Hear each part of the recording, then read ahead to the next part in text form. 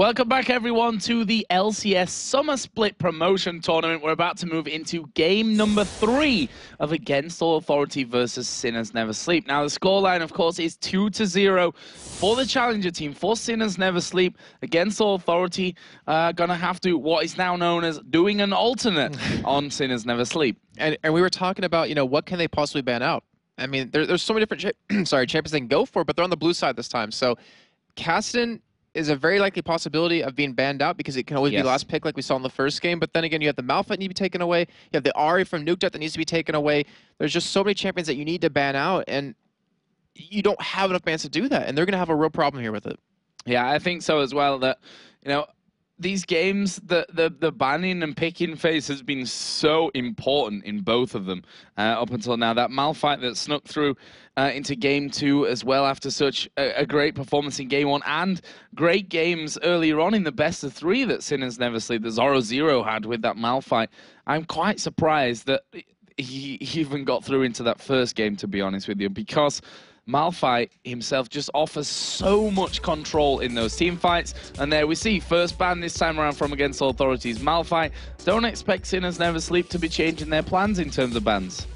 Yeah, I mean, it's been working so far, and the thing is, they know, well, I'm assuming they know, or Against All Authority cannot play Twist of Fate since we saw it banned out in the first game, so they might not even worry about that one and just let that one slide through.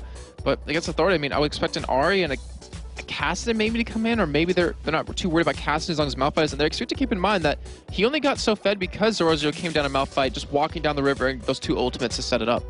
Yeah, but that can come from anywhere as well. That could have just as well been the jungler gank in that middle lane. So I have to see. They're going to go for the Twisted Fate ban out here. So Kassadin is available.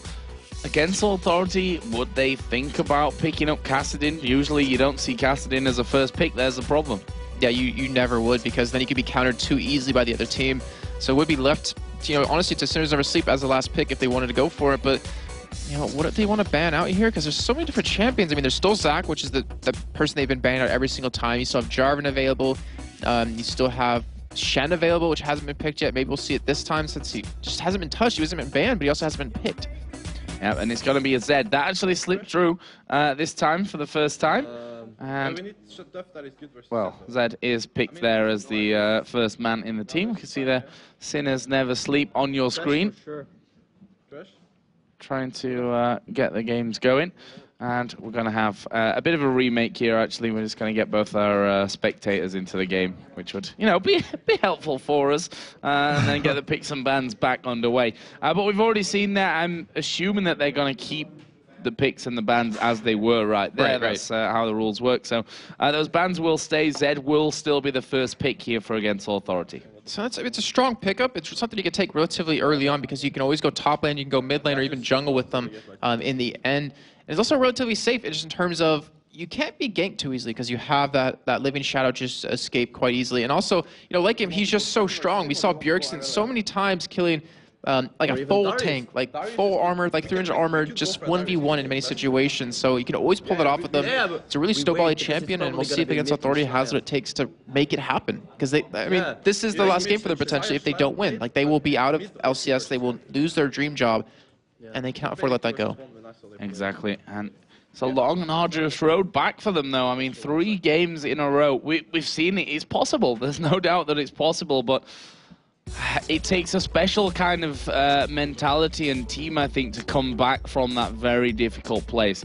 And we'll see if Against All Authority have got that, of course. Like I said, bans all going to be the same. First pick will be Zed here for Against All Authority. And we'll see then what Sinners Never Sleep decide to go for here first. I'm assuming they want to go for Caitlyn just to lock that in on Tabs again, because then that'll be like the third, actually, that'll be the 5th game running for him running Caitlyn. I mean, if it's not broken, then why fix it kind of thing? As it looks like they will be going for Thresh yet again. So, the Thresh hooks, they weren't really instrumental in Game 2, but in Game 1 they clearly were, as you kept catching Zarmony over and over again and really created those kill opportunities for Tabs. And honestly, they've shown here that this Thresh Caitlyn lane has worked so well for them. Like, in the 2v2 in the first game, they were picking up kills. I mean, it was a double kill for Tabs right at the very start of that one. In the second game, the pressure that they put onto that bottom turret, just with the combo of the traps and the hook, right, was so good for them. Yeah, and there was nothing that Schley can do about it. Like, if he got caught in a trap, like we even saw it actually happen, or if he even gets pulled before that, he gets pulled into a trap, it gets stuck there, he gets attacked way too much. And the thing is, he's an assassin in that game. He needed to be able to get the items he needed to really do the damage. I mean, we look how it kind of progressed, and you wonder, like, if he had maybe 50 more CS or maybe 30 more CS being in a solo lane, could the game have gone different ways? Because you saw, many fights where or Tabs almost died or Nuke Duck almost died. So we've got a Karthus in there. And the perfect situation for this game right now would be for Nuke Duck to take that AD carry role and Tabs to pull out his Fizz against the Karthus, which I'm sure he's like, pick Fizz, come on. But obviously he's got his Caitlyn for this one. That's how things go. Switching roles here for Sinners Never Sleep, of course. As Nautilus looking like he could be locked in there. And again, was a very strong pick. And it looks like they're going to go for an Orianna. Now, Orianna, if you... okay, I'll wait for that one because they're switching around all over the place at this point. Yeah. But I can make my point about Orianna that it does offer a very similar thing to what Malphite does give you as well. Yeah, if you can land that. And you might even need something to facilitate it, some kind of champion. I don't think Nautilus is necessarily the one to do it, but you obviously could set it up. If you get the knock up on a couple of people, then he can get in there, you get the ball on top of him, get the nice pull in. But I'm looking at this lineup, and I was going to say a Jarvan would work really well with this Karthus just so you can lock them in there and allow him to just do all this free damage, but they already have Zed locked in, so they have a very high damage composition right now with this Twitch, with this Karthus, with this Zed, and also they have the Shen ulti, which if you use it on a stealth Twitch, you won't see him coming, and it can really create some kills. If Virtual can be really interactive in the middle lane, get Schleia, well, the thing is, Karthus is countered by Kassadin very, very easily. We've seen it happen a couple of times, to be honest. So Schleia can't afford to go 1v1 against him, but if he is, Virtual has to cap his lane. Like, he has to give Schleia a nice, huge advantage early on. Well, we're going to see how that works out. What are Sinners Never Sleep going to go with here? They locked in that Kassadin straight after the Karthus. No need to leave that one to last pick, since the Karthus was locked in a little bit earlier on. And what are they missing right now? A top laner is what Sinners Never Sleep are going to be looking for. And the three champions 0-0 has played so far, it's been Shen, Malphite, and Darius. So I don't know if they want to go for that yet again. Or maybe it's... Oh, so we are going to see an Aurelia, which, can do quite well if you... the stun and Aurelia in general, what we saw yesterday out of Samix, just a phenomenal job on her. Like, later the Rune King build, then into straight tank. She was a force to be reckoned with. And I want to see how good 0-0 is on her. So we are going to be seeing Schleia playing Zed and Freddy playing Karthus. We've seen this before. Freddy's Karthus, he's played it in the bottom lane. We've seen it in the top lane, of course. So we'll see where Freddy actually ends up going in this one. But overall, who do you think has got the advantage this time around in terms of the picks? In terms of picks, the problem is for against Authority is the silence out of Nuke Duck. So that casting silence can stop Freddy 1-2 or it can stop Schleia. And Schleia is going to need to be able to be mobile. And if he gets silenced before he can ultimate, like, he could be shut down with the composition. Yeah. So I'd give them that. But one thing Against Authority has, like, they've actually done this before, where they send Freddy 1-2-2, usually on the red side bottom lane, gets blue buff in 1v2s. They could send him top lane against Aurelia, where I believe he'll do a better job than against Kassadin, and then allow Zed to go head-to-head against Kassadin, because he can shut Kassadin down quite well at the level 6 point. Not to mention before that, because if Kassadin ever gets in close to melee range, he can just harass him down. Well, we're going to find out. Of course, the pressure is on against Authority at this stage. It's 2-0 in our best of 5 for Sinners Never Sleep. And I have to give credit to WeWolf as well, who's ill today and still playing really strong on this thresh in both games. And I'm looking at this, I'm just kind of like, remember after game 1, there's all smiles going into game 2, but they just, like, it's gone. Like, I guess, like, the manager talked to them and they realized, like, guys, we're 1 game away from winning. We need to focus. We need to not, get cocky here. But you see, the look on Nono's eyes, it's like, he wants this. He wants to win this game. He doesn't want to let another one slip through his hands. And if it's going to happen, his team needs to come out big here.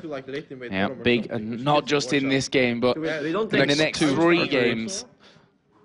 But it's all, one step at a time. That's how these comebacks happen. It's not about thinking even of the big picture, like, okay, we need to win 3 games. It's about, okay, we win this game, and if you win that game, you need to win the next game. And if you win that, then you move on to the final one, and you need to win that. You've got to take each individual game as a different one and really work things forward. So, against Authority on the blue side, Sinners Never Sleep on the red side. And there's a lot of pings already from Sinners Never Sleep down towards that bottom side of River. And if we were further can land a hook, they can actually have a nice level 1 fight here. But Against Authority has just so much damage on their team, and it looks like they might try to play or make a play here at level 1 as they're all grouped up currently. Well, high risk, high reward. Certainly something that Against Authority might think of. They could do with the high reward, that's for sure. Nono could stealth up here, and then we could see a flash taunt come out of Virtual if he wanted to level it up, and this might happen. Oh, this could be really good for Against Authority. They could catch a Rayleigh here. Zoro, well, as I say, they head back. They could have actually done it. I mean, it's a nice combo to work with because then you have a Glitter Lance to slow them. But they don't actually go for it. Just using that neat lay waste into the bush just to check out who is going to be where. Nunia did spot that ward being put down by his Wraith Camp. And it looks like he's going to take the long way around and be starting on the top side here of things by those Golems. Sinners Never Sleep. On the red side, going to be taking the Wolves for their AD carry and support. Looks like they will be sending Freddy122 bot lane in a 1v2 situation again. He usually does it with blue buff, but I guess we'll try doing it here without that. And we do have Virtual starting at Golem, so he's going to give a little bit of experience over to Freddy122. Looks like we'll have an AD carry support mid lane. So we've actually seen this before quite well. It's usually done against Ocelot on SK. I'm sorry, Ocelot, but that's the one I always remember in my head to shut him down because Cassidy, he has hard enough time pre-6, but if you can zone him with an AD carry who does a lot of damage to him, like... Except it's going to be 2v2, but in the middle lane, by the looks of things. As well, that's a perfect read from Sinners Never Sleep. You can't deny that. I think it was the ward, as we see right under them, that actually spotted them going there, so they knew, hey, they're starting at Wraiths, so they're probably going middle, and they swapped it up, and this is not going to be good times for Freddy122 at all. As Nunia going to be taking his red buff away. Zoro versus Schleyer will be our top lane, but this middle lane is surely where we're going to see all the action coming in. I feel really bad right now because, I mean, we've seen this card, this Cassidy matchup before, and once the Nuke Duck hits level 6, Freddy122 doesn't have a chance. So because of that, we might need to see Against Authority make a huge play onto a turret, take it early on just so you give a free lane for Freddy122 to farm up and actually become a threat later on. Oh, we saw that Aurelia taking already good chunk of poke from that Zed. Both players running the red elixir at this point of things also. They got that whole safety buffer coming in. Both Karthus and not both Karthus, only Cassidy, I should say, is running the elixir as well over for Sinners Never Sleep in that bottom lane. And you take a look at farm so far, it's still relatively even, and we mentioned before in the first game that Cassidy should not be ahead against a range AP carry, which he currently is pretty much dead even with at this point. It's just not looking for Against Authority. I mean, someone has to make a big player. Someone has to come out big for the team, and I want to know who it's going to be.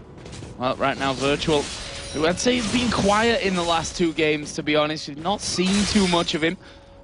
Has to come up big here on Chen. And it's Zoro, who's going to be the first target for him in the early stages of this third and possibly final game. As there we go, the taunt is going to land onto Zoro. Ignite is down, he will use that elixir. And Virtual gets hit a couple of times there with the turret, but Zoro, crucially, is still alive in this one, but he needs to be really careful here. And it looks like he's going to back away. There's a flash taunt, the Ignite goes down. First blood does come in. Virtual's going to die though here. It's Nunia that picks that one up. I love that flash out of him right there, as we do see some action still going on, but he flashed in because he didn't want those double buffs to go to waste. You see Thresh come to the top side. They're going to try to go for kill on Schleyer. Yeah, we will fail. They're going to throw the hook out, and he manages to land it. Gets back in on top of him there. Will flay him backwards. They've got the damage to finish this one off. Lulu is coming in. Can he manage to save Schleyer, who's trying his best to escape? One more auto attack. There's the flash coming out, and we will fail. Will pick that one up. So Against Authority, they get first blood. They've taken 2 deaths for it, and also Freddy in that bottom lane almost died to Cassidy as well. Yeah, he has a lead in the bottom lane. Nuke Duck 21 to 18 CS, but you know, I was trying to say in the top lane that Nunia, he flashed in on the Virtual just to make sure he got the kill because he wanted to keep the double buffs alive. He got a fresh reset on both of that. It was a perfect fit of him. And of course, Schleyer unfortunately got caught right there, and a 2-1 advantage for Against Authority with Nuke Duck winning his lane when he's a melee AP carries. When he hits level 6, it's just going to be so one-sided. Yeah, he's doing a fantastic job of that one. Karthus, is going to come back into the lane with that Doran's ring. That should help him out a little bit in the grand scheme. This Virtual now is going to be visiting this top lane. I think they know that Nunia is actually there, and they want those double buff spikes. And I say that, and Virtual look very surprised as he goes in there. He's going to have to shadow dash his way back to safety over the wall. Does it look like Nuni was actually like paying attention right there because Shen walked up right behind him and he didn't even... But the funny thing is, when earlier on Zomni was sat in the river bush and they were pinging right on top of him, is Nunu going to get hooked in here? Taken down to half health, but no follow-on from that. But they were actually pinging directly on top of Nautilus halfway down the river, which I just figured that they'd realize then that he'd probably be headed towards that top lane. But the way that Virtual walked into that bush and then instantly turned around told me that they maybe didn't realize that. Yeah, very true. And the thing is, like, they needed to kill him. Like, it was a smart play. Virtual needs to go top lane. He needs to get Shlaya like a kill here. They need to get him. Well, they already have one kill, but they need to get him like an advantage. Like, they need him to become a big first team because Freddy 122 is being shut down the bot lane. You look in the mid lane, and No, he's pretty much dead even right now with Taz, which, to be honest, considering Taz has the range, it's pretty good for Nono's side, but they need an assassin. Like, they need to be able to kill Nuke Duck. He's just going to become such a problem with how far ahead he is right now. And I wonder if we're going to see that Lantern coming into play here as well, because in the middle lane, there's certainly more opportunities to have that one. Throw it over the Wraith Camp wall, then exactly. Bam. Have fun with that one. We'll see if that one comes in. Then you've got Nautilus, obviously, to hook in, lock them up. See how that goes. Zoro actually going for the Chain Vest as his first item there after his backing. Okay, so he just wants to be able to survive. Oh, the taunt unfortunately missing for him, so he's going to be able to survive here, but he wants that Chain Vest. He wants to be able to sustain against Zed. He doesn't want to let Shlay get any more fed, but we do have Nunu coming towards the top side here, and they might be able to make a play off this. Well, there's a take care ping just being put down there as Nunu walks through. He had both Zed and Shen, the two ninjas, in jeans or pajamas, coming up there towards him. Unfortunately for them, they have also -1 health due to the hidden passive that ninjas have together. True story. That might come back to bite them in the butt, Joe. I very much doubt it, as the taunt is going to land here on towards Zoro. Carthus' ulti is going to come down as well, but look at this. They're trying to turn it around. Slayer gets hooked in under the turret. He's going to die as well. Zoro burning from the ignite, but he won't die to it. And are they going to go back in? I very much doubt that they'll go for that kill.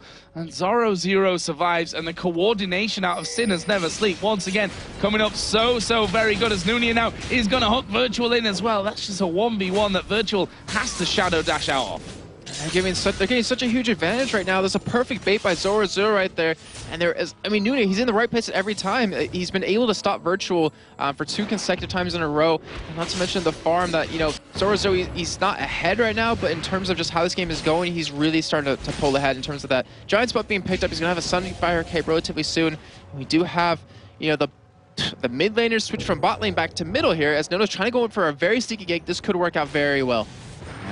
No, going to go in there, but the stealth wears out. Yeah, and it's also a Kassadin, which as soon as you come unstealth, he's like, whoop, see you later. I'm not going to get involved with that one. So good try, but we can see constant switcheroos going on here. We did obviously start with Carthus versus Kassadin in the bottom lane and the duo lanes in the middle. That then switched around, but it looks like they're going to try and force that one once again. The thing is, like, okay, well, it looks like Nuke will go back to the mid lane, but you're not going to out lane swap a Kassadin who could just hop around the map and get there. It's a lot faster to swap exactly. After, yeah. But it looks like they're just going to hold on to this anyways and actually not go for the switch. But Freddy 122, I mean, look at that damage. He's very low right now. He doesn't have any health pots. I believe he doesn't have, no, he doesn't have any more charges on his Crystalline Flask. Like, he has to be careful. And every lane he goes to, he gets shut down. You even see Nuke coming down towards the bottom side to maybe go up against him or maybe go for a kill, but it won't matter. Freddy 122 will be going back, and he needs a Callus. Like, he needs a Rod of Ages. He needs some sort of tankness to survive. And there is the Catalyst coming in, but they now need to turn that survival mission into more of a defense mission, as No here gonna come under pressure. He will stealth up to get himself away from that one, but that bottom turret is being hit on right now. Nuke and Tabs hammering away on that, and that is going to go down. That will be the first turret kill of the game, going over to Sinners Never Sleep. Look at the gold difference, almost 2K. And you see that Freddy 122 is head up towards the top side of the map a little bit. I mean, he cannot find a lane to go up against, and that's the problem. You pick a card that's that early on, and you don't ban a Kassadin, that's going to happen to you every single time. We already saw, you know, in the first game how strong Nuke can be on Kassadin, and you let him have it again. And the thing is, Freddy 122 is not going to bode any better in the top lane than he would at another. He's using the pull in on a No, but he stealthed up, and he got lucky to escape that one. Yeah, stealthed up. That's the annoyance of the rat. You know, you're like, I'm just going to put... Where's he gone? Now you see me, now you don't. Which, you know, can only happen for a certain amount of time, obviously, so he can't keep getting hooked in, that's for sure. Freddy, of course, is now up in this top lane. we'll be seeing if Kassadin decides to switch things around. We see their pink wards going down in the middle, and Sinners Never Sleep get the better of that one, clearing out that ward that Zarmani just put down. Because they can actually group up and go for a dragon right now or go for another turret push because, you know, Freddy wants to, he's going to be stuck in a lane. He has to get farmed up. They cannot team fight at this point. You have Shlea who, you know, he's 1-2. He has a brutalizer. He has decent CS, but he's not going to be able to burst anyone down just yet on any team, or on any team. On Sinners Never Sleep right now. It looks like a dragon will be started here relatively soon. Kassadin will be using the top lane yet again. Nukeduck trying to go after Freddy 1-2-2. Yeah, but not too much damage coming out for him up to now, but now he's going to go deep onto him. There's the exhaust put down and Rift walk away. Yeah, exactly. It's like, yeah, exhaust me, it doesn't matter. I'm going to get away. Like, the exhaust is useless against him at this point. He's just trying to use it on maybe a Rayleigh when she gets into the middle of a fight. Yeah, exactly. Going to have more useful targets as things go on, that's for sure. The CS between them. Karthus is finally starting to do what you'd expect Karthus to do up against that Kassadin. But at the same time, Nukeduck, as you've said already, he's doing a decent job of it. So we are going to see Virtual get hooked in. We Will Fail are going to go in there. Actually didn't go for the death sentence, decided against that one in the end. Virtual walks away. Yeah, because they do have double hooks again, and that's just so hard to get away from, or hard to just survive. Even as a tank, getting pulled in twice and not being able to move both those times. That's like 3 seconds, or 2 to 3 seconds of not being able to control your champion, and in that time, you can die. We saw it happen with Virtual and Nasus, even with his ultimate popped and Lulu ulti. He just did not survive through the damage that Sinners Never Sleep had. Zarmani having a bit of fun with Lulu laugh there, coming into that mid lane. Zoro Zero just going to meet up with Shen down the bottom side. Zed was there as well. The Dragon's still not been started off here. The pink ward that was there for Sinners Never Sleep has since timed out, as we are going to see Karthus and Kassadin again going head to head, and again both of them kind of teetering on a knife edge in terms of health. Yeah, it's very close. We could see a kill go for either way at this point, but with, you know, Freddy 1-2 backing away, and with both of them having Callus, they're going to have a little bit of sustain in lane. It just depends on how they play. It's just kind of a, well, it's not even a skill matchup at this point. It's really due to the champions. So Nunia is going to be doing the start of the Dragon on his own, but look at this. Sinners Never Sleep all coming in, and to be honest, against Authority, they're nowhere near this one, Jason. This is going to be a free Dragon for Sinners Never Sleep. Well, yeah, you look over the support difference in items. You only have a Ruby Crystal on his Zarmani right now compared to the Sight Ward that We Will Failure has. So obviously they're going to have a lot more vision. They're ahead in gold with that turret being taken in the bottom lane. Like, they can afford to put a lot more money in towards. We have Nona coming towards the top, says Virtual does cut in the mid lane. Yep, again, will be forced to Shadow Dash. I think we've seen more defensive Shadow Dashes out of Virtual at this point in the game than offensive ones. And Sinners Never Sleep now, trying to do some damage to that middle outer turret, which, now that's what they did in the last game. They just literally grouped up, went from turret to turret to turret, and that's what really started that advantage for them. You're seeing, it looks like Nunez visiting the top side of the map. They're trying to go for a kill on the Freddy 1-2. He has flash, but I don't know if that's going to be enough. There are no wards down here. And Nunia is looking for the best way in. I mean, he's a Nautilus with boots of mobility. Every way is the best way in at this point. Just actually coming up in the end will be a bit of soaking up farm and experience, as Nukeduck does decide to go back there and is going to be buying up. Blasting one comes out, wards and pots, and he will be almost up to that Rod of Ages. I'm trying to think, Joe, have we seen Virtual ult once so far? Because he's level 11 right now. I say level 11, wow, my eyes are bad. Sorry, he's level 8, but I still have not seen him. That's okay, both me and Demon have done it from this screen before. The 8 does in fact look like an 11 sometimes. It plays tricks on you. Blue Buff Fear is actually going to be stolen away by Against All Authority. That's a nice little pickup for them. Goes over to Twitch as Zoro Zero actually zoned out from the rest of his team. He does have that turret in behind him. Are Sinners Never Sleep going to try and close in here to pick up kills? No, they're not. They have the vision down over by that Dragon and saw them running away. The thing is, Against Authority, they have double global ultimates, but they haven't been able to make them work at all. They haven't been able to make any plays off him. His Nukeduck take a little bit of damage, but obviously he's casting, just like I said before, he's just going to walk away right when he sees you. Yeah, stood on top of the ward there, which allowed them to get in a little bit, but not really too much damage done. No, won't be too worried about that. He's pretty much bang on even now with that CS that Tabs has put up. But Nukeduck, he's headed towards top. They're going to try and close this Karthus off once again. They have depth charge available from Nunia. So before Freddy 1-2 does have flash, he does have exhaust, but I don't know if he can survive the show.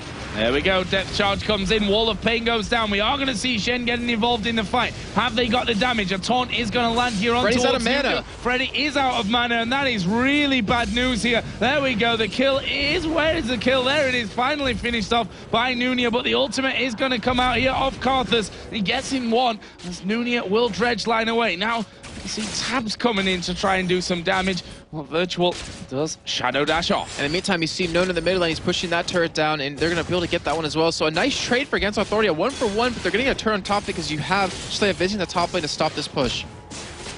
Nicely done from Against Authority. That brings us back to a 2,000 gold lead as the flashes coming out here. We Will Fail will flay them back, and actually Tabs flash there, and I don't think he really needed to. Yeah, you just want to stay at a range out of Slaya. Like, he doesn't want to give away any kills right now because they have a nice advantage. And if you give Zed, a kill or two, where he has one at this point, he can start to snowball on you quite well. Looks like he's going for a Last Whisper as his first big item here with that pickaxe and that longsword. Still, I mean, they're looking very strong Against Authority. They're clawing their way back in. I mean, they're not down that much gold. Like in the first game, they were down 10,000 gold at this point. So they're holding on, and they're trying to keep their hopes alive.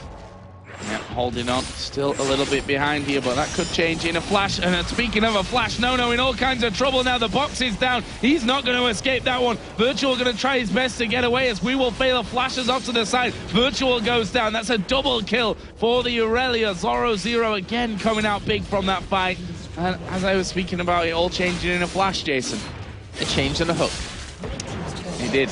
And there was a flash involved. There was a flash. Oh, they're still going on this one, though. They're going to go in towards Freddy. Zarmany in a lot of trouble as well, but Freddy going to be the focus. He's going to go down. Zarmany's going to go down as well. I don't know why he didn't just back off from that one. Couldn't have saved him anyway. And now, Sinners Never Sleep going to take down the inner middle turret as well as all those kills. That was 4 kills, 2 turrets. They just got so much gold income. Dragons will be up in 1:30. They're going to go back and finish off quite a bit of items. They're going to have the Rada Ages done for Nuke Duck now when he does finally decide to go back, as they're still actually hanging around a little bit.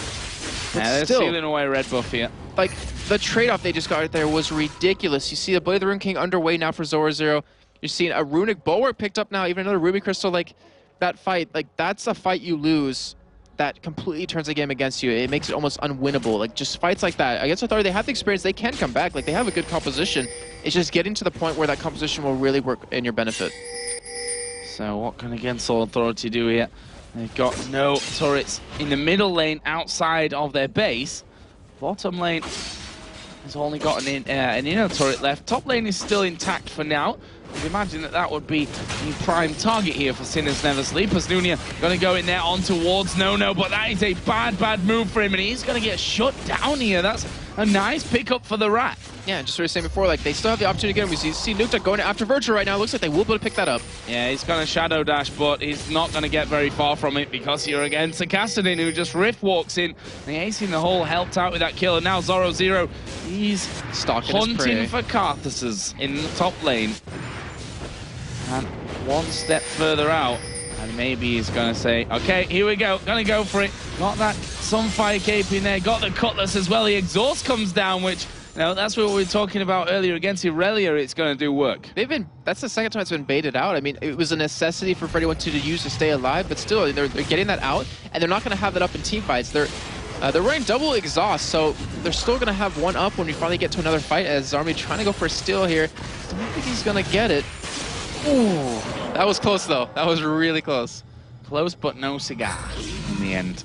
And that will be more gold going over to SNS, and it is almost 5,000 now. As you said, less than it was in that last game at this point, but we know how quickly things can change. A 3-1-2 Aurelia, 3-1-5 Nautilus, 2-1-4 for Kassadin. And that top turret started to become a target here for Zoro. Once again, he's going to get into his bush and start waiting for that Karthus to come out. He wants that. He's stalking his prey right now still. Yeah. And I mean, he's still also just trying to apply pressure to this top lane because that turret's about half health, getting a little bit extra gold. I mean, it's pretty much a free turret for them as long as he just stays there.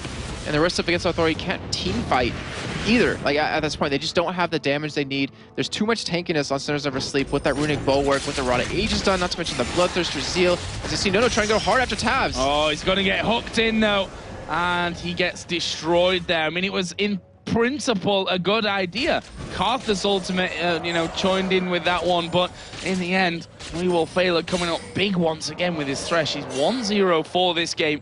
And Tabs did manage to survive, so it wasn't like it was an even exchange. Slayer now, the one that's going to be in trouble, as we are going to see the depth charge coming out, Ace in the hole. Nice slow onto Nunia, though. Well, it is Kassadin that's coming in from this backside. Ooh, fail flash from Kassadin there. Not the best thing that Nukduk's ever shown us, but they're going to get the kill anyway, and they're still going. Zarmany now, the little Yordle trying to run, trying to escape, puts Wild Growth on himself, but it's not going to be enough, and We Will Failure picks up another kill. That's 3 kills for 0 right there.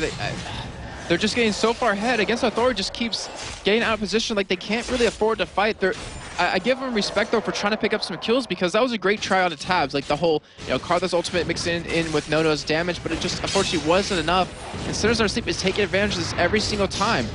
Taunt from Virtual. He's actually come very far off the tower with that one, but they decide not to push in for any more. They're quite happy with the kills that they've got. Karthus has actually almost a 70 CS lead here over his opposite number, but 2-1-6 and all those global objectives. Be interested to see exactly how the gold stacks up between them at this point.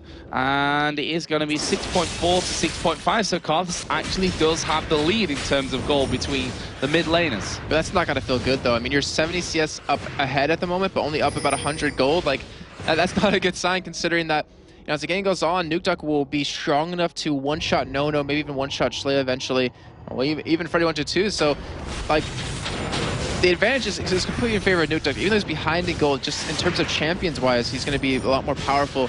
It's up to Freddy 122 to just get that tanky, or not tanky force, the damage he's going to need. That, we see it in most Karthus. Like, the ultimates that come out of him can really shut a team down. We do have Nukduk waiting on the side. He might be able to catch him a Zed.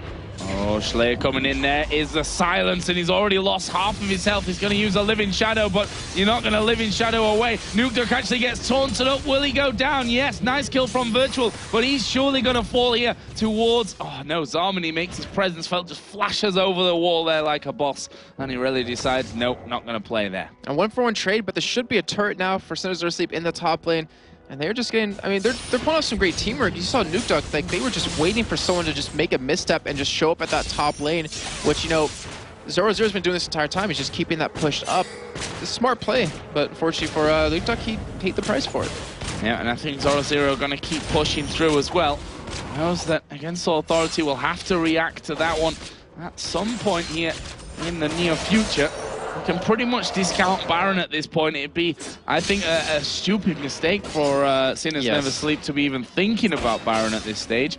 But from Against Authority's side, if they feel like they can maybe wedge themselves in and get a fast Baron underway with a blue buff on Karthus, for example, that's something that gives them a chance to get back into this game. Yeah, that really is a possibility. And we just saw how crucial Baron was yesterday in terms of one team going for it and another team stealing it, or one team going for it and then getting fought from the back 4v5 and losing. Like, as I said yesterday, and I'll keep saying it, Dar says it's a big noob magnet, and I mean, it's a little harsh, but it's something you shouldn't need to win when you're ahead this far. But we do see Nono going big on a Nukduk. Yeah, and here comes the Requiem. It's not quite enough, but the good old poison of the rat will be.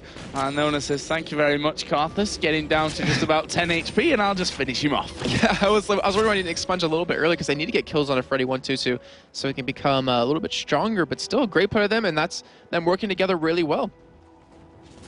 Oni are going to come down and cover this bottom lane right now. It's 6,400 gold that separates these two teams. And as you can see, if you're just joining us on the scoreboard there at the top, the scoreline in our best of 5, 2-0 for Sinners Never Sleep. They're just one game away from a spot in the summer split of the European LCS, and this could well be their game to do it. And we do have Nono. I mean, he's becoming that force that's really strong. Like, he almost has that Infinity Edge done. He's getting really close to building it. And when he has it up with the spray and pray, like, he's going to be able to sit far enough back that he should be protected. But he should be able to destroy Cass. And you saw right there in that 1v1, he almost took him by himself. Looks like Baron will be started. There are no wards down for it, but they don't have an Oracle or a Pink Ward to spot this. They're just going to rush it down. Yeah, no wards in there to stop this for Against Authority. They're probably going to have a bit of an inkling right now that this is actually happening. Virtual's going to walk in and say, oh, they're actually doing Baron right now, guys, and Virtual is going to have to try and shadow dash away, but here comes Karthus from the side, ace in the hole, won't quite get his chance to land there, and that is 1 kill for nothing, nicely baited in, and that's the beauty you have as a team in the lead, that you can start Baron off knowing that you can have a fight from it and probably win, or if they don't come, you have a Baron anyway. And that's how you play a Baron. You start it, and when you see anyone on the other team come, you break off instantly and you just kill them. You don't keep doing Baron, you don't give them a chance to fight, you don't give them a chance to steal it. You just kill them outright, and then you create an advantage for yourself that you can now go for Baron in a 5v4 situation. And right now, with Virtual not there, there's no real hope that the NC Authority can steal it away. He will fail it. Has forward position, he's going to get the hook, and he comes in on towards Zarmony. Freddy's right in the middle of him as well. This is going to be a big fight. Zoro had to flash away. Look at Nono. Twitch is doing the damage here at the back. They need to kill him off. It's a double kill for Caitlyn, but I think Twitch is going to have the health advantage here. He flashes away, and that will be a 2 for 2 as Karthus' ulti just passive just finishes off there. Nono is actually chasing up this middle lane now. And he's going to maybe get a turret here for this. And just as we finished talking about that, like doing Baron and getting engaged upon 4v5 and losing, that happened right there. I mean, yeah, it was 2-2, but the thing is, you saw Nono's power. He has the Infinity Edge. He was just attacking from the backside. He got Zoro low, who is the tankiest member at this point for Sinners Never Sleep. That was such a great play. Nono's going to, actually, well, he's going to die here pretty much. Oh, the hook actually landed onto him there as well, and they're going to track him down. And, well, that was a very quickly fried rat. I don't think he expected. I don't think he expected the home guarded boots to come out of Nuke Dug and for him to be able to catch him. But now they're heading right back towards Baron. Like they might, actually, no. I was gonna say they might potentially be making the same mistake, but with Nono not there, putting out that damage, they shouldn't be under too much threat. And Nuni are just getting some wards in position here, something that they lost control of earlier. And well, he's going in there. A Nautilus solo Baron. Of course, the rest of his team gonna come in now. That's one thing that we often discount you about Kaylin, that she can auto attack from behind the Baron pit. But if she needs to get involved, you've always got the net to get in there. That's also the downside, because if they engage upon you using the net to get inside the pit, you're not going to have that escape mechanism to get away any other time soon. And we do have Freddy 1-2 trying to come in. Baron is finally taken, though, and we see the engage. Yeah, they're going to go in here. Virtual is going to be the first target. Freddy 1-2-2 will slowly but surely go down here as well. That won't take them very long. There was a kill for Zed on Kassadin. Requiem comes in. Not doing a whole lot of anything at this point, and that will be a 2-for-1. Baron picked up a lot better time of it this time around for Sinners Never Sleep. And that was with level 16 on Freddy 1-2-2. Like, he had his rank the ultimate, he just doesn't have any AP. He does have a Zhonya's now, so that's going to help out in the fights, but it might just be a little bit too late at this point, as they're just going to, four-man push and say back away instead. Just going to buy up. They're trying to play it safe because they realize, guys, we just got Baron. 4 of us have it. We're 1 game away. We have a huge advantage right now for winning this. Let's not blow it right now. Yeah. No throwing. That's the team orders surely now. For Sinners Never Sleep. Dragon going to be added into the totals as well. Let's have a look how much gold they've got to go home with and spend up. 1,000 for Nautilus, 1,200 on Caitlyn, 1,300, 1,400 even on Thresh there to be spent. So plenty more to come here in terms of items as they come back into lane. See, against Authority, they can still win this game. The problem is that if Shalea... Okay, so another problem is that if Shalea can one-shot Nuke Duck, then it's all about protecting Nono. If they can keep him alive, Virtual can get a nice taunt. If the Ultimate Lulu can keep him alive, like, they can win this fight. You saw how fast 0-0 died last time. Nono was just straight attacking him. Like, against Authority, they have a good composition. They have so much damage, and as the game goes on, they get even stronger. The problem is they have to be able to hold out to that point, and with the way Sinners Never Sleep is playing, it doesn't look like they're going to be able to get that chance. And the other problem that they have there is, of course, as soon as they see Nono, that depth charge has his name written all over it. That'll be straight in onto Twitch, and it becomes harder to protect him for the Against All Authority team. But right now, Sinners Never Sleep, as you said, this is what we can expect in what is possibly the final game of a best of 5. That the team that's in the lead is a lot more cautious about letting that lead slip, and as such will be a lot more careful about where they make their moves. But hopefully they pay attention to the best of 5 we saw just between Alternate and Giants, because they had a huge lead, 10,000 gold lead, and it's good to be patient. It's good to not throw that lead, but if you're too patient, you can lose a game. Yeah, the other team has the time then to naturally soak up that gold. and come back into things. Especially with the lineup against Authority has. Like, they have a Karthus, they have a Zed, they have a Twitch. If you let them last long enough, they will get so much damage that it doesn't matter how tanky you are, it doesn't matter how much CC you have, that against Authority is going to take these fights. Right now, Irelia's pushing out this bottom lane. The rest of the team is going to be collapsing onto that lane as well. And it looks like Sinners Never Sleep are going to go for turret number 5 here, as those couple of minions come in, and that's all they really need. They've got the damage to strip these turrets very quickly. Zoro getting to the front there with that Blade Surgeon. Just the presence of a 427 Irelia there, who's almost got a Trinity Force, who's got a Sunfire Cape and a Blade of the Ruin King, is very scary stuff. This is the real test, though. Can Sinners Never Sleep dive this turret? They have a good composition, but diving a turret against a Karthus, against a Twitch, against a Zed is going to be very deadly for them. They have a Caitlyn, so they can siege your turrets down, and he's 4-0-4. He's played phenomenal this entire series so far, and even yesterday. But this is like the real test for the team. Like, can they dive this? Can they trade that turret aggro correctly? Can they focus the right targets down? Oh, there's the hook coming in. Virtual going to get pulled with that one, but he will shadow dash away, but that means no taunt, and he looks like Sinners Never Sleep going to try and put down as much damage as they can after that one. There's the ace in the hole, which somehow got through Slayer and Zarmony and managed to hit No there right at the back, so the AD carry going low. They've got no minions here currently, have Sinners Never Sleep, but honestly, Nautilus, he should just be sticking his head out and, you know, tanking those turret hits up at this point. They've got traps in there as well, which is another threat. The hook lands, pulls you into one of them, as we are going to see the flash talk coming out. Virtual Wild Growth goes on to him as well. Karthus is in the middle of them, and the depth charge is going to go onto Virtual. The focus is not very solid here from Sinners Never Sleep, but they've dealt with the man in the back. We Will Fail are going very, very low. Are they going to be able to get the kill? Nuke Duck is very, very low, and the ultimate now from Karthus coming out is going to get himself at least one. Yep, it will take down Nuke Duck. And that was a good defense, you know, a 2 for 2. It's not over yet. Take that any day. No, he's pushing in onto Tabs. There's the flash, and is he going to get the finish? The barrier comes out. I was so close to Tabs of actually not escaping that, but during that entire fight, so a lot of things happened. We saw Freddy122 do an amazing job separating the team of Sinners Never Sleep. We saw Schley go into the backline right onto Nuke Duck, and because of that, the rest of the team collapsed on top of him, but with Freddy122 sitting between them, and sitting between Thresh and I believe that was Aurelia, like they could not join into the fight, and he was able to help pick up these kills. And you know, I'm actually kind of questioning Nuke Duck at the end right there, because he stuck around for so long. Like, he knew Karthus was going to die. He knew he had ultimate up, and yet he stuck around, didn't go back and try healing, because he has home guard boots. So if he got back, he would have been fine. Yeah, insta heal, but would he have been able to recall in time, though? That's the problem. Guess we'll never find out. We'll never find out in this scenario. One thing that we didn't really mention is the fact that Tabs is 6-0 here on this Caitlyn. Bloodthirster, Phantom Dancer, Last Whisper, and a Guardian Angel in there. He is very, very strong. And no, he struggled to keep up there. He had a strong CS lead, actually, over Caitlyn at one point. But in terms of items, because of that global gold difference, he's just so far behind. And the fact is, too, is that Schleyer doesn't have a dive buddy. I mean, all he really has is Virtual, who can ult him, but if he goes into the back line, which we saw in that last fight, you know, Tabs, who has that long attack range, can just sit there and go for the kill with him and Nuke Duck. Like, they don't need anyone else on the team. And Nuke Duck is tanky enough to survive the damage, even now with these Seeker's arm guards, to defend this. So, you know, Schleyer, he needs to go in the back line, but now he can't ult Tabs. He has to go for Nuke Duck, and yet every time he does that, like, if he ults in on him, you're going to see Nuke Duck Rift walk away and pull him farther away. Like, Schleier's going to be too far away from his team to do anything. So, minions gone there. Sinners Never Sleep going to go for it. Wall of Pain goes down, and the turret is going very low. Not quite finished off here, though. Probably needs 2 auto attacks more from Tabs to finish it off. See, traps get lined up, trying to keep one side of this turret basically as a no-go zone. And there is the turret going down. Open inhibitor now for the taking. Against Authority going to try.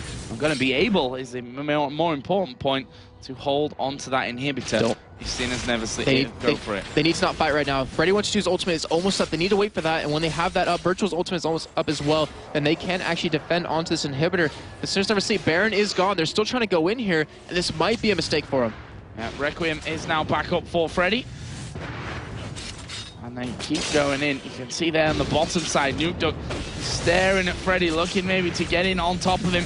His Tabs puts a couple of hits down onto the inhibitor, backs away with that 90 caliber net, which slows Virtual down in the process as well. And This is going to be a bit of a drawn-out grind for this Inhib. And now we have Zarmni's exhaust coming up right now. They have Freddy's 1-2 coming up very shortly. Like, they're going for the fight. Yeah, Zoro Zero here. He's going to be the first one that gets in trouble. The box is down. A massive fight going in here. Karthus getting right into the middle. Zoro Zero somehow staying alive. Will finally be finished off by Freddy. His ultimate is available. That's going to come up now as Virtual is chasing them down. Can he get in there? Play from We Will Fail, who's going to fall. And that will be a 3-for-1 successful defense from Against All Authority. Fantastic job by AA. They held on long enough from that push that Sinister Sleep was trying to do, and because that they were getting the cooldowns up that they needed to turn that fight. A 1v3, you saw Nono just tear through Zoro Zero. Baron.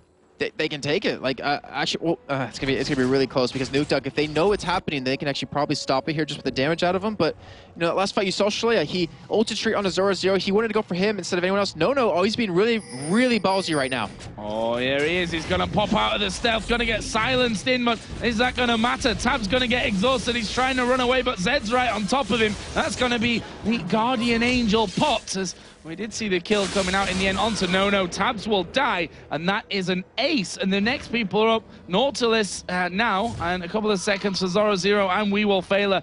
And Against All Authority not feeling healthy enough to do the Baron. And Joe, that's how quick a game can turn for a team. I mean, I'm not gonna give you too much hope just yet because Against All Authority is still 9,000 gold behind, but picking up a delayed ace right there, considering everything that's happened so far, is just fantastic. But the problem is Sinners Are Asleep are going to be rushing Baron right now, it looks like. No, they're not rushing. They actually just spotting it right there since they have any wards. And that gives Against All Authority a chance. Like, if Sinners Are Asleep actually did rush it, they wouldn't have been able to stop it. Well, the thing is, I mean, Tabs and Nukeduck died there. I think those 2 deaths were worth it in the end. They would have done Baron without those 2 deaths coming in. Oh yeah, because they got a killing spree off of Tabs. They got the GA off of Tabs. So completely, you're definitely right. That was such a good benefit out of them to go for that.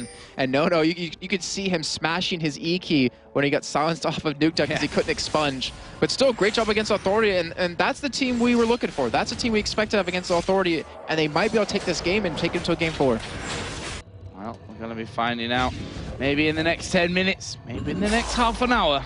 But we will be finding out here shortly if Sinners Never Sleep will be our next team in the European LCS summer split, or whether Against All Authority can fight back in the game. I think that's what we're hoping for, honestly, to have more than just a 3-game series. 3 games in this best of 5. Nice steal indeed. And we are going to see a Dragon, which we always talk about 37 minutes in. Not the biggest of deals, but when you're behind, it's all gold. And when you have like a lot of items on the verge of being completely looked at onto Freddy 1-2, he almost has his Robin's death cap done. You look at Zed, he's getting very close to his Blade of the Rune King. And stealing away that blue from Nukeduck is just perfect. Like they stopped his cooldowns, they stopped his ability to just rip walk throughout the entire fight. And now they're on the aggression here. And this is the same thing in Against All Authority's position, where if they make the wrong move, Sinners Are Asleep will capitalize on it and they will punish them, and they could potentially lose Baron, because that's the point of the game we're in. 38 minutes, death timers are, 50 seconds long right now, and if you lose a fight, you can lose the game. Well, Against All Authority are right now backing off towards Baron. They've got a couple of pink wards in there, and look at this, Sinners Never Sleep are actually headed straight down the middle.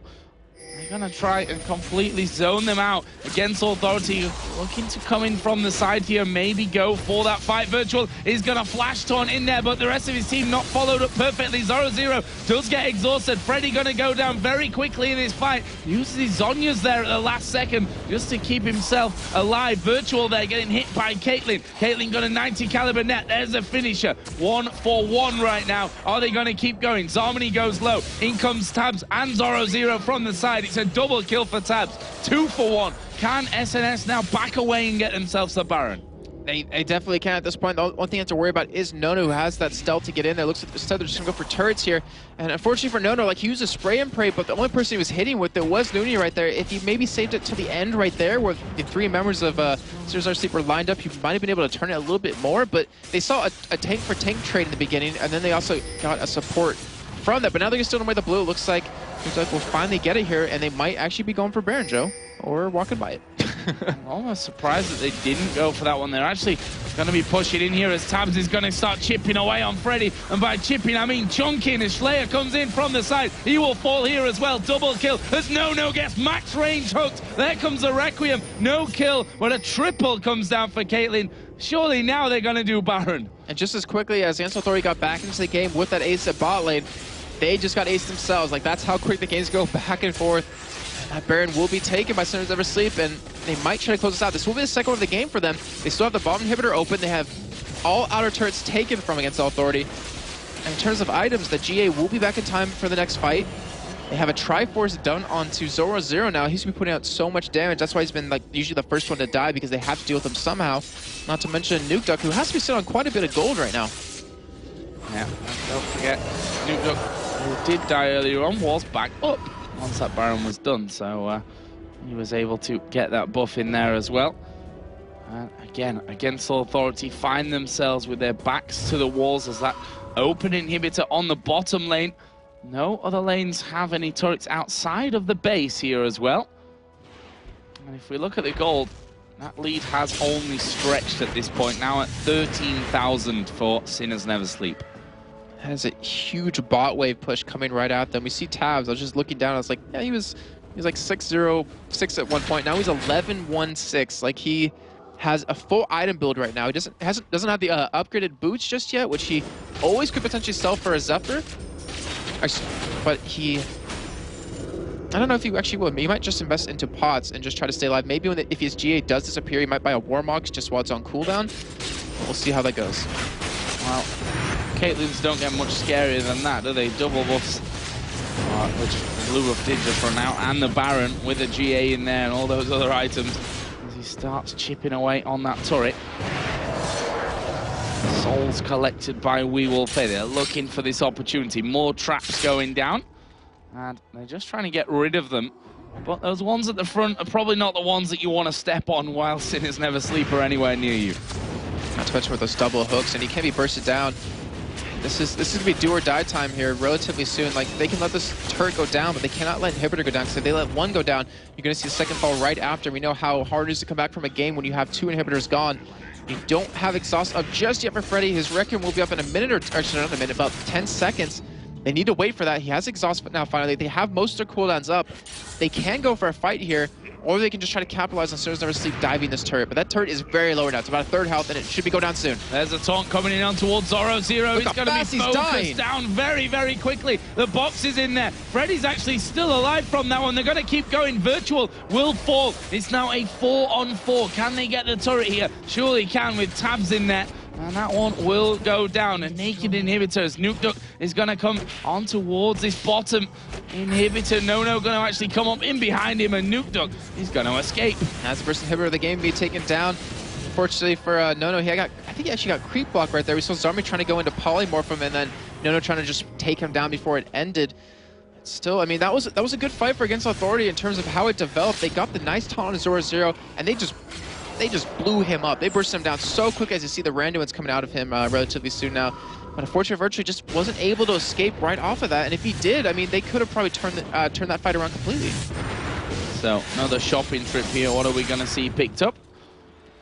Randuin's now added in there for Nautilus with a Runic Bulwark, Locket of the Iron Solari, all about his team there.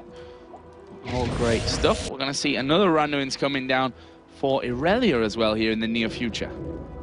We see actually like some pretty big CS advantages. Well, just one in particular is the one I'm talking about, is that middle lane with Freddy122 having over 100 CS difference between him and Nuke Duck. But when you count that in terms of how many objectives Sinners Never Sleep has taken, considering he has 18 assists, he's clearly not up ahead in gold. And they're already having a tough time dealing with Nuke Duck. Like, they've been going for Zoro instead, but now he has his Ceres Embrace, so he's going to have that extra shield when these fights go down. Yeah, the extra shield, plus that Zhonya's as well, so plenty of protection for himself. Against Authority starting to come around the side. Nono, of course, does have that Guardian Angel. We saw it in that last fight as he was trying to take down Nuke Duck in the bottom of the base by that open inhibitor. And we are going to be seeing another siege, this time for that final inhib turret on the top lane. And in that last fight we saw in that 2-for-1, or that 1-for-1 trade, was actually no real summoners used except Shalea's Flash. Like, we see Virtual has his Flash up now, we see double exhaust up, and we see pretty much every ultimate up as well, so they didn't really commit too much. And, you know, with having Baron gone on the enemy team, this might be the time for them to engage. This might be the time for them to win the fight, because you can't afford to just wait this out. Like, they have a Super Unions pushing the middle wave. As you see a hook killing on Freddy. What a hook from We Will Fail there on towards Freddy. We saw Kassadin coming over the wall with that Rift Walk. He gets straight back out there, but He has home guard boots, so it's okay. He's going to get back to lane very quickly, but still, they're still sieging away at this right now, Joe, and it's on a nice edge. This game could go either way right now. Comes back straight in there, and an ace for either team, as you said, would ensure defeat, surely. And the poke starts to come down. Turret is still full HP on his top side. Wall of Pain is going to come in there. Freddy again takes a burst out of Nuke Duck. Virtual taking damage as well. As you said, Flash is available for him. We've seen him engaging constantly with that Flash taunt. This time, though, decided not to go in. There's a lot of traps down there that they've got to be careful not to be stepping on. There are more auto attacks coming in. We've got minions pushing the bottom inhibitor as well. That's something that Against Authority are probably going to have to react to here. They're going to lose this turret as they go in on towards Freddy. He gets Wild Growth onto him there. Zonya's in the middle of the team as well. But look at Sinners Never Sleep. They're hardly even being touched from this one. It's going to be a double kill from Caitlyn. Probably a triple by the time we're finished as Requiem comes down. No kills for Karthus. And Sinners Never Sleep going to keep going. It was Freddy who actually did get one in the end there, I tell a lie. But Sinners Never Sleep, that was a 3-for-1. They're going to go down onto this bottom lane. Third and final inhibitor is going to go down, and the Nexus turrets are going to fall as well. And this is going to be Sinners Never Sleep taking down Against All Authority and earning their place in the European LCS Summer Split. And you can see what it means to them there. Massive celebrations coming out from Sinners Never Sleep, and I tell you what, by God, did they deserve it here. A 3-0 victory against All Authority, who, you know, they've had an up and down season. This surely will be the low for them, but, you know, they had some very promising points throughout that season. The addition of Dude, of course, was the real big point for their season, where things improved. They still had to play this relegation. And, well, it's cost them a place in the LCS. And considering that Sinners Never Sleep brought in Tabs only a couple of weeks ago, and to be able to bond together that well as a team, having that backbone of Zorzo and Nuke Duck just to create all the plays in each and every one of those games, I mean, I couldn't agree more. That was well-deserved by them. Yeah, and Sinners Never Sleep, I heard them talking before then, and they said to me, you know, we've got nothing to lose in this game. We've only got things to win. We've only got that spot to win. For Against Authority, they had everything to lose, and that's exactly how it's gone down here. They won't be part of that summer split. But we will, of course, have Sinners Never Sleep, the second of the challenger teams out of 4 games to earn the spot, to take down the LCS team from the spring split and go through. And that's got to be a really, like, wake-up sign for Copenhagen Wolves and for Dragonborns, where if the LCS teams are already knocked out, what else could happen to them? Exactly. We're going to be finding out a little bit later on, because we still have 2 best-of-5s coming your way. But first of all, I'm talking, and I'm not Demon. Demon! Thank you for that one, Joe. Busy having a look at the preview monitor, the happy smiles on the faces of Sinners Never Sleep, and a convincing win. Yeah, absolutely fantastic performance. So a 3-0 for Sinners Never Sleep. And, well, I don't think they're going to be sleeping tonight, ladies and gentlemen. I think a couple of parties might be happening for those guys, because that was a tremendous performance. And what a deserved ending. From the very get-go of the first match in this series, they just upped their game. To be very frank, they looked even stronger than they did yesterday. And it was a very one-sided matchup in all 3 of the games. Yeah, very strong game, and let's talk about straight away. Let's look at that replay that we had, and it was really basically a fight straight up mid. Or do you want to talk about the other one at the top first? So we're going to start up in mid. I got the camera a little bit funny. I was just wondering where you were looking now. I was like, well, I'm pretty sure it was mid we were going to talk about. To set the tone for this one, this was pretty much the team fight and the sequence of events that effectively sealed the deal for Sinners Never Sleep. It's around 17 minutes into the game. Let's actually jump into the replay, and I'll actually show you how close the metrics are right now. It is 1 tower to 1, 2 kills to 4, and there's only 1,000 gold that separates these 2 teams. Now, in terms of positioning, take a look at what Sinners Never Sleep do during the course of this play. Because first and foremost, they start to siege up this turret with a numbers advantage, and there's no hesitation from them. As soon as We Will Fail lands a hook, they just commit. They dive in, and they manage to pick up kill after kill, fall backwards and take the tower. And It was pretty much what Sinners Never Sleep were doing throughout the entirety of the game. They were making plays regardless of what AAA were doing. And you got to wonder, because they obviously went and got that tower, but they just carried on going. And then TCM, I don't know where I pulled TCM from, but against all authorities, they just decided to stick around. And look at the aggression from Sinners Never Sleep. They kept going. Yeah, it was something that, we've seen in every single game, in every single matchup out of these, two teams, that Sinners Never Sleep. They would just make plays. They didn't hesitate. Yeah, they didn't underestimate or overestimate their opponents, and there was no hesitation, which is something we see a lot of from teams. During the Baron engagement the very first time, Jason was discussing how they started off Baron. As soon as Against All Authority showed up, they immediately peeled away and got a kill. There was no break. There was no thought process. It was just go. The call was right, and they pulled it off. And you've got to talk about really the confidence that Game 1 would have had for them, because they effectively pulled the surrender out of Against All Authority at around about 22 minutes. Yep. They made no leave the game. That is something we've not seen a long time, if ever, in a pro scene. And, that in itself, while, yeah, you may be frustrated with your team, you may, you want to talk to your team, you're really frustrated with the situation, but you've just gifted to the opposition a massive confidence boost. They have seen that themselves with their own eyes, and they've just gone, we got this, guys. When you're sitting in that competitive seat and you see what you're doing to your opponents, when you see that not only are you in good spirits, but you've broken theirs, that confidence boost that it gives you, that faith in your own game, you no longer doubt your decisions. You no longer have that fear or that second guess, or am I going to throw? Is this the right move? Because you're like, well, look what they're doing. If they are so second guess, and what it also does is every single time you kill that player, you amp yourself up more.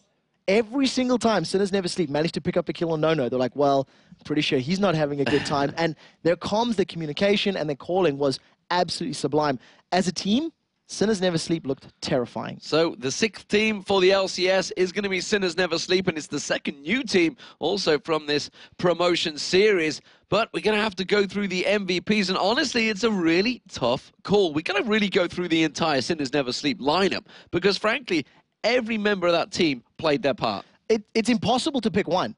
We sat for the entirety of that third game. It's part of the MVP, but we sat for the entirety of that third match going, well, what about this guy? And what about that guy? And then a play would happen and go, well, what maybe we should change it. So I want to start first and foremost with We Will Failure. The support player, somebody, supports that we're seeing a lot more of, really playmaking supports, and We Will Failur's Thresh was fantastic. Just in that replay alone, hook after hook after hook. And with Nautilus in the game, it was Hook City all game long. So, really great performance out of him. Yeah, absolutely fantastic performance. You mentioned Nautilus. We can't talk about anyone else but Nunia as well, because he played brilliantly in the jungle. And honestly, at the start of those games, a lot of those kills that came in, the snowball started, was down to Nunia. So 0-0-11 in game 2, if I recall correctly. In the third game, 5-3-19. He was actually 5-1 whatever for a very long time until towards those last fights. And exactly like you said, when his lanes were in trouble and they needed him, he was there. In terms of a gank-heavy jungler, he maybe wasn't picking up that many, but he didn't need to. His solo laners in the top lane in the mid, they were winning by themselves, so his assistance and aid wasn't as required. Yeah, and also, of course, there's the mid laner as well. The fact that Nukeduck just played brilliantly throughout the whole series. And you touched on it as well. We were discussing, Nukeduck as a player, and then, of course, as a team. The champion pools seem quite diverse. We've seen different styles of play. We've seen Ari yesterday, we've seen Twisted Fate today, and, of course, Cassidy in 2 of the games. Those are very different play styles. It bodes well for when they actually do get into the LCS, the fact they have got a wide bracket, but we want to talk about the MVP, and of course it was Tabs, because while he was in perfect position every single time, he had incredible scores throughout 3 games. His KDA is going to be through the roof after this last best of 3, or best of 5, because he was just perfectly positioned. The 90 caliber nets to safety. He ended the third game 14-1-7. I think he only died once in the second game as well. And his Caitlyn play is sublime. There is no other words for it. And there's something that needs bearing resemblance. The fact that this guy did used to be the mid laner, and he actually won a tournament as a mid laner. He went tails of the lane. So he's got the mechanical skills to really probably play any AD carry. And that's part of the reason that he's doing so well, because of all of the inherent mechanical ability you need with like an AP middle to CS. That'll translate well to an auto attack carry. Now, Caitlyn is arguably one of the simpler AD carries to play, relies a lot on right-clicking positioning to win, which Tabs demonstrated he's got nailed. once he starts playing like the caster carries, starts adding in the likes of Misfortune and Varus, we didn't even need to see it because Caitlyn wasn't banned down. He's like, well, don't fix what's not broken. And they managed to stomp with it. So we know he can play casters. He's played mid. Now we know he can play carries. It's a terrifying, terrifying player. Definitely a team that the rest of the LCS will be looking forward to. And we are going to go across towards the stage to see what they've got to say with Shocks. Thank you very much. Congratulations, guys. You made it. You're in the LCS tabs. What's going through your head? I'm so happy. Like, oh, I'm so happy. Finally. Yeah, because you especially, I mean, you've tried sometimes. I've been trying for a long time, yeah. And now I'm finally in it. It's a great feeling. I'm so happy. So what do you think it is that it's this team? Like, do you work exceptionally well together, or is there someone who's extremely good? Of course, you were the MVP, but... We're all just really good, and we just work together as a team, and it shows. We win, like, 3-0 convincingly against AA, so... Were you surprised that they didn't ban out champions like Malphite or the Caitlyn or the Thresh or even the Kassadin, which you did really good on for all the games? They seem to be focusing bans on like a mid player a lot, but he has a pretty big champ pool, so it was okay. We had a solution for everything. The draft phases really went in our favor. We managed to get the picks we wanted every time. And we got Thresh 3 games in a row, Caitlyn 3 games in a row. That's what we wanted, and we got it, so... Before coming into this, did you expect that you would sail through it and being that strong, then especially against an LCS team like AAA? Well, we figured we had like pretty good chances against AA right from the start. We knew that if we beat TCM, like our mood would be good, and we would have a really good chance to beat AA because our team is like very mood dependent. If we're happy, like we can beat anyone. We feel like so. So, what will we see from you guys? Like, you were very strong here, but do you think you have what it takes to beat LCS teams like an EG or Gambit or Fnatic? Yeah, I think we have what it takes. We'll practice a lot, and we'll show you all kinds of cool stuff. So we have a lot in like we're planning to do a lot of cool picks and stuff. So. All right. Anything you want to say to the newborn Sinners Never Sleep fans? Yeah, thanks for supporting. It's great. Toxic team, so we went through. All right. Thank you very much, you guys. We're going to go over to our next match in just a second. And of course, this season, the Copenhagen Wolves have been in a true Cinderella story. They're fighting their way up from the last place with the comeback of their mid player, Bjergsen. And now they face Samurai in Jeans, a team that is literally threatening to wake the Wolves up from their dreams. We'll see if the fairy tale is over in just a few minutes. Don't go anywhere.